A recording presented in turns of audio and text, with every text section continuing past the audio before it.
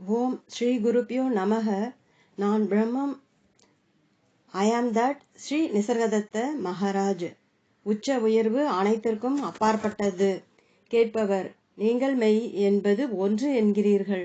ஒருமை தன்மை, ஒற்றுமை தன்மை என்பவை தனி நபரின் குணாதிசயங்கள். அப்படியானால் மெய் என்பது பிரபஞ்சத்தை உடலாக கொண்ட ஒரு நபரா?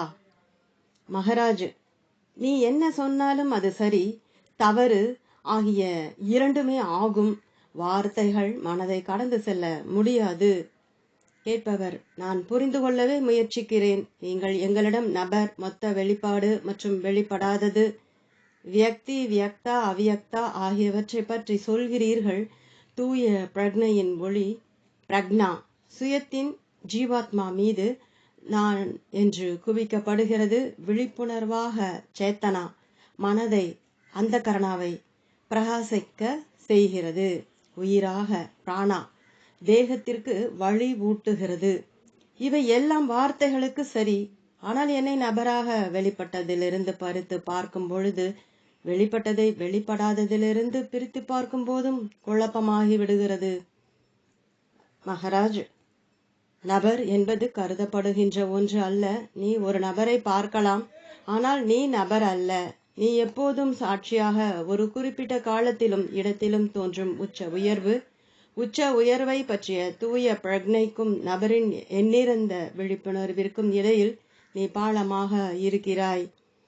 கேட்பவர், நான் என்னை பார்க்கும்போது இந்த உடலை உபயோகப்படுத்துபவர்களுக்குள்ளே சண்டையிட்டுக் கொள்ளும் பல நபர்களாக தெரிகிறேன்.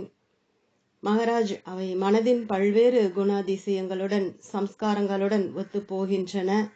கேட்பவர், நான் அவற்றிற்குள் அமைதியை ஏற்படுத்த முடியுமா? மகாராஜ், எப்படி உன்னால் முடியும்?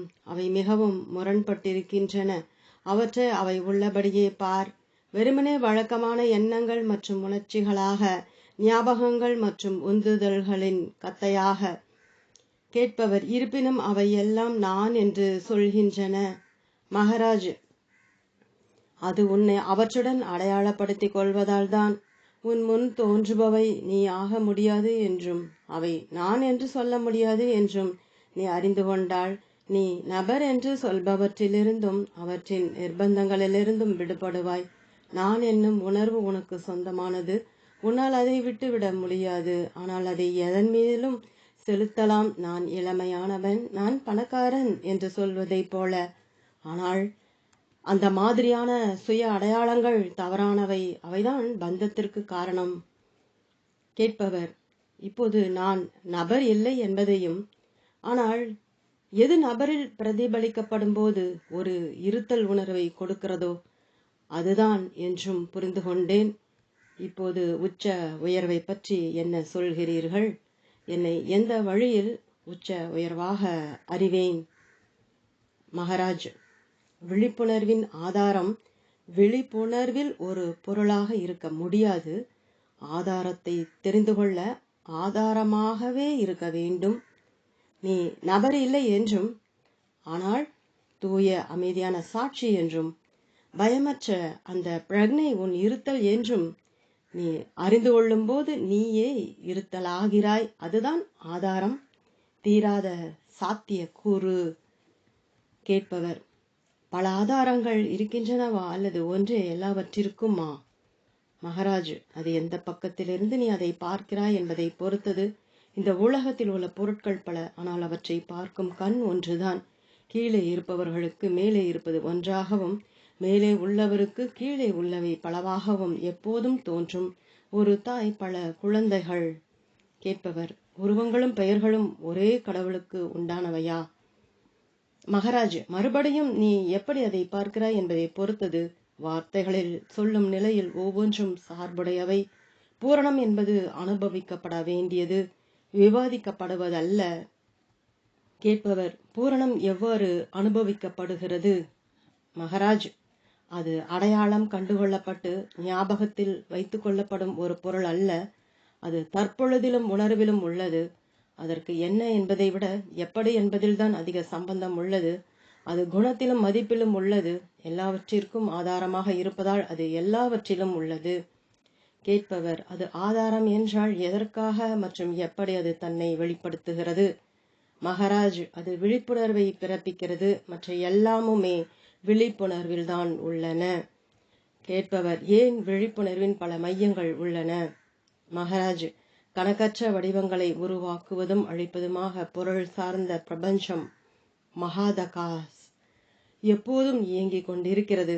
எப்போதெல்லாம் ஒரு வடிவத்தில் உயிர் பிராணா செலுத்தப்படுகிறதோ அப்போது பொருள் மீது பிரக்னை பிரதிபலிப்பதால் விழிப்புணர்வு சேத்தனா தோன்றுகிறது. கேட்பவர், உச்ச உயர்வு எவ்வாறு பாதிக்கப்படுகிறது? மகாராஜ், எது அதை பாதிக்க முடியும்? எவ்வாறு பாதிக்க முடியும்? ஆற்றின் மாறுபாடுகளால் அதன் மூலம் பாதிக்கப்படுவதில்லை.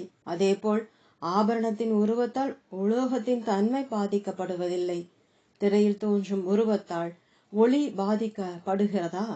உச்ச உயர்வு எல்லாவற்றையும் சாத்தியமாக்குகிறது, அவ்வளவே. கேட்பவர், ஏன் சில காரியங்கள் நடக்கின்றன, சில நடப்பதில்லை? மகாராஜ், காரணத்தை அறிய முயற்சிப்பது மனதின் பொழுதுபோக்கு.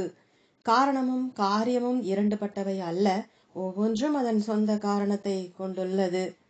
கேட்பவர், அப்படியானால் ஒன்றுக்கொன்று பயனுள்ள செயல் நடக்க சாத்தியமில்லையா? மகாராஜ், நான் சொல்வதெல்லாம் விழிப்புணர்வு எல்லாவற்றையும் உள்ளடக்கியது என்பதே. விழிப்புணர்வில் எல்லாமும் சாத்தியம். உன் உலகத்தில் உனக்கு தேவை என்றால் நீ காரணங்களை கொண்டிருக்கலாம்.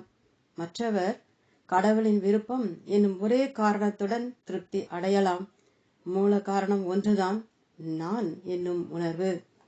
கேட்பவர், மொத்த வெளிப்பாட்டிற்கும் வியக்தாவிற்கும் வெளிப்படாததற்கும் அவ்வியக்தாவிற்கும் உள்ள தொடர்பு என்ன? மகாராஜ், வியக்தாவின் பார்வையில் உலகம் என்பது அறிந்தது. உச்ச உயர்வு அறியப்படாதது. அறியப்படாதது அறிந்ததை பிறப்பிக்கிறது, ஆனாலும் அறியப்படாததாகவே இருக்கிறது. அறிந்தது அளவற்றது, ஆனால் அறியப்படாதது அளவற்றவைகளின் அளவற்றது. எப்படி ஒரு ஒளிக்கற்றையை தூசியினால் குறுக்கிட்டால் ஒளிய பார்க்க முடியாதோ அதேபோல் உச்ச உயர்வு ஒவ்வொன்றையும் அறிய செய்கிறது, அறியப்படாததாக இருந்து கொண்டே. கேட்பவர், உச்ச உயர்வானது அணுக முடியாதது என்று அதற்கு அர்த்தமா? மகாராஜ், இல்லை இல்லை, உச்ச உயர்வு அடைவதற்கு மிகவும் எளிதானது. ஏனெனில் அதுதான் உன் சொந்த இருத்தல். உச்ச உயர்வை தவிர வேறு எதை பற்றி சிந்திப்பதையும் ஆசைப்படுவதையும் நிறுத்திவிட்டால் போதும். கேட்பவர், எதற்குமே உச்ச உயர்வுக்கு கூட நான் ஆசைப்படாமல் இருந்தால்? மகாராஜ், அப்படியானால் நீ இறந்ததை போல. கேட்பவர், உலகம் ஆசைகளால் நிறைந்துள்ளது. ஒவ்வொருவரும் ஏதோ ஒன்றை வேண்டுகின்றனர். யார் ஆசைப்படுபவர்? நபரா அல்லது வியக்தாவா? மகாராஜ், வியக்தா. புனிதமான மற்றும் புனிதமற்ற எல்லா ஆசைகளும் சுயத்திலிருந்துதான் வருகின்றன. அவையெல்லாம் நான் என்னும் உணர்வில் தோங்குகின்றன. கேட்பவர், புனிதமான ஆசைகள் சத்திய கர்மா நபரில் சத்சித் ஆனந்தத்தின் பேரின்ப குணாதிசய வெளிப்பாடாக இருப்பதை என்னால் புரிந்து கொள்ள முடிகிறது. ஆனால் புனிதமற்ற ஆசைகள் எதனால் வருகின்றன? மகாராஜ், எல்லா ஆசைகளும் மகிழ்ச்சிக்காகவே. அவற்றின் வடிவங்களும் தன்மைகளும் உளப்பாங்கை அந்த கர்ணாவை பொறுத்து உள்ளன. எங்கு தாமச குணம் மேலோங்கி இருக்கிறதோ அங்கு வக்கரங்களை நாம் பார்க்கிறோம். ராஜச குணத்துடன் இவ்விருப்பங்கள் தோன்றுகின்றன. சாத்வீக குணத்தின் குறிக்கோளாக நல்லெண்ணம், வாஞ்சை, சந்தோஷப்படுவதை விட சந்தோஷப்படுத்த வேண்டும் என்னும் உந்துதல் இருக்கும். ஆனால் உச்ச உயர்வு எல்லாவற்றிற்கும் அப்பால் உள்ளது. இருப்பினும் அதன் அளவற்ற ஊடுருவும் திறத்தால் எல்லா நம்ப தகுந்த ஆசைகளும் நிறைவேற்றப்படலாம். கேட்பவர், எந்த ஆசைகள் நம்ப தகுந்தவை? மகாராஜ், எந்த ஆசைகள் அவற்றை கொண்டிருப்பவரையோ அல்லது எதன் மீது பிரயோகப்படுகிறதோ அவையே அழைக்கின்றனவோ அல்லது திருப்தி அடைந்தும் தனியவில்லையோ அவை சுய முரண்பாடுள்ளவை. அவற்றை நிறைவேற்ற முடியாது.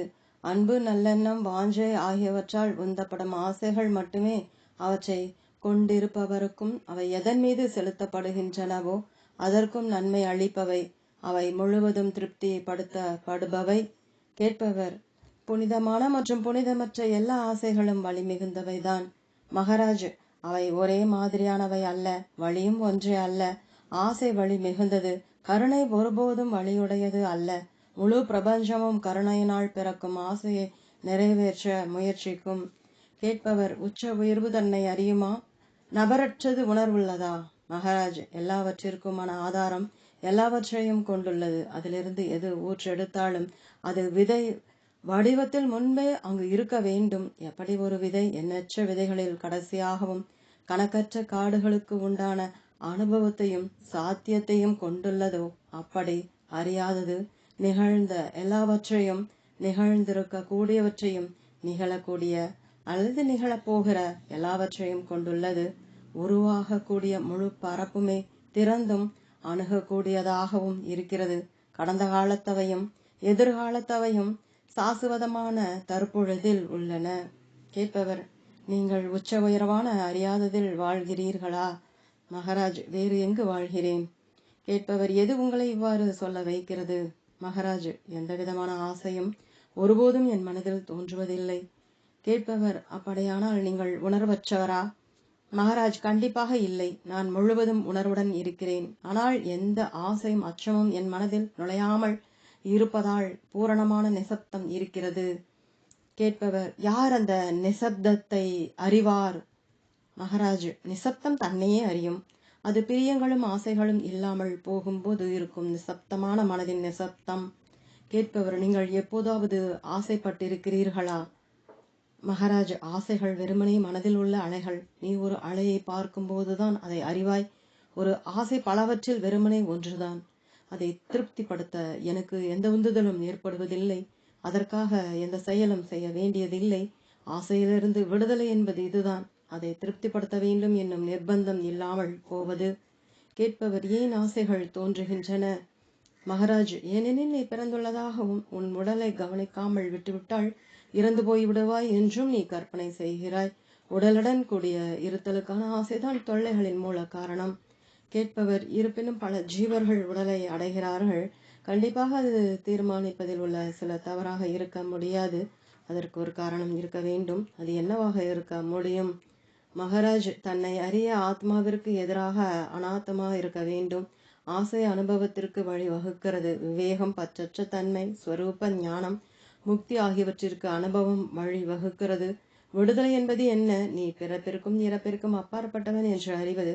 நீ யார் என்பதை மறந்து உன்னை ஒரு இறக்கக்கூடிய உயிரினமாக கற்பனை செய்து கொள்வதால் நீ உனக்கு அவ்வளவு தொந்தரவுகளை உருவாக்கி உள்ளாய். அதிலிருந்து நீ ஒரு கெட்ட கனவிலிருந்து விழிப்பது போல விழிக்க வேண்டும்.